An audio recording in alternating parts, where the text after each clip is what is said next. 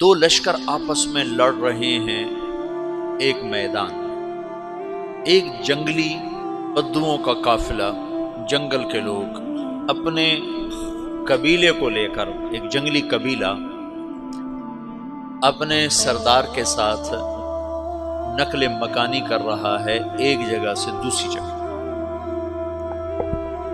اللہ کا نظام کہ یہ لوگ چلتے چلتے چلتے اس وادی میں پہنچ گئے جہاں جنگ ہو رہی ہے، دو لشکر آپس میں لڑ رہے ہیں۔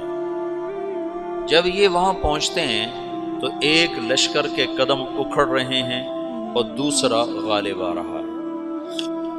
ان کو نہیں پتا شکست کھانے والے کون ہیں اور فتح پانے والے کون ہیں، ان کو نہیں پتا۔ اس جنگلی قبیلے کے سردار کا نام بھی تغرل ہے، تغرل۔ تو یہ سردار کہتا ہے جو شکست کھا رہے ہیں ان کی مدد کرو، کچھ پتہ نہیں کون ہے، کہتا جو شکست کھا رہے ہیں ان کی مدد کرو۔ تو 400 وحشی جنگلیوں نے فاتح لشکر کے پیچھے حملہ کر دیا۔ تو ایک کافی ہوتا تھا، 400 دوڑ دوڑ جب تلواریں پڑیں تو چند لمحوں میں نقشہ بدل گیا، بھاگنے والے جم گئے اور جمنے والے بھاگ پڑے۔ جب جنگ ختم ہوئی تو شکست خوردہ لشکر کے بادشاہ نے ان کو بلایا، اسے پوچھتا ہے مجھے جانتے ہو میں کون ہوں؟ کہا نہیں۔ کہا تو تم نے میری مدد کیوں کی؟ کہا انسانی ہمدردی کی وجہ سے، تمہیں شکست ہو رہی تھی اس لیے تمہاری مدد کی۔ اور اس نے اپنا تعارف کرایا، میں ہوں سلیمان سلجوقی، ترکی کا بادشاہ۔ مسلمانوں کا لشکر تھا اور تاتاریوں سے شکست کھا رہا تھا، تاتاری فتح پا رہے تھے، مسلمان شکست کھا رہے تھے۔ تو وہ اللہ کی غیبی مدد بن کر آئے۔ تو وہ اس سے کہتا ہے میرے ساتھ رہنا پسند کرو گے؟ تم نے میرے اوپر احسان کیا ہے، میں اس کا بدلہ دینا چاہتا ہوں، میرے ساتھ رہنا پسند کرو گے؟ کہنے کا کر لوں گا۔ تو اس کو لے کر ترکی آیا، اور استنبول اس وقت روم کی حکومت میں تھا۔ اسے فتح کیا اس تغرل کے آگے چوتھے پانچویں پڑپوتے محمد فاتح نے۔ تو یہ استنبول ہے، یہ ترکی ہے، بیچ میں ایک چھوٹا سمندر ہے، یہاں ایک جاگیر ہے۔ تو سلطان سلیمان کہتا ہے یہ جاگیر تجھے وقف ہے، ادھر سے رومی مجھے تنگ کرتے ہیں حملے کر کر کے، تو میرا دفاع کرتے رہنا، یہ جاگیر تیری۔ اس جاگیر پہ اس نے اپنے قافلے کو آباد کر دیا، اپنے قبیلے کو، اور ایک چھوٹی سی حکومت بنا لی، جو ایک صوبہ سمجھو سلیمان سلجوقی کا، وہ ایک چھوٹا سا صوبہ ہے۔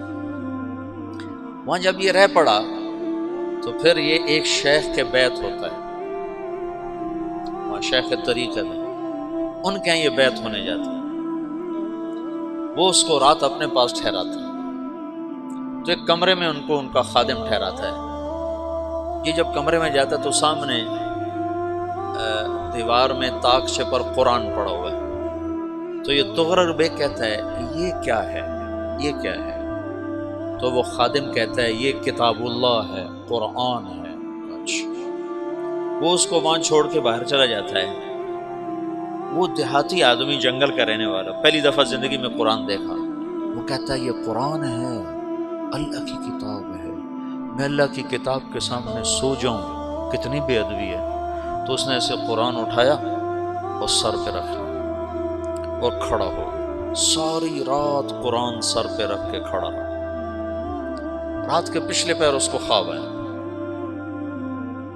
کھڑے کھڑے اس نے دیکھا کہ اس کی پشت سے ایک چاند نکلا اور شیخ کی بیٹی کے سینے میں جا کے اتر گیا۔ پھر اس لڑکی کے سینے سے ایک درخت نکلا جو پھیلتے پھیلتے پھیلتے 3 بر اعظم پہ چھا گیا، افریقہ پر، یورپ پر، ایشیا۔ پھر اس کی آنکھ کھل گئی، وہ کھڑا ہوا ہے۔ تو اس نے صبح یہ خواب اپنے شیخ کو سنایا، تو انہوں نے اپنی بیٹی اس کے نکاح میں دی تھی۔ اس بیٹی سے ایک بچہ پیدا ہوا، تغرل بیگ نے اس کا نام رکھا عثمان۔ عثمانی ترک نام سنو، جو میں نے کل بتایا تھا کہ 1924 میں وہ خلافت ختم ہوئی، تو ایک بیٹا پیدا ہوا عثمان۔ عثمان نے پھر ایک نئی اسلامی حکومت کی بنیاد رکھی جو 1924 تک چلتی رہی، کوئی 800 سال یہ حکومت چلی۔ تو حکومت کا شیرازہ بکھرا لیکن پھر جڑ جاتا تھا، اور وہ قرن اول والا جوڑ کبھی نہ پیدا ہوا، ٹکڑے بن گئے۔ ان ٹکڑوں میں اللہ لوگ پیدا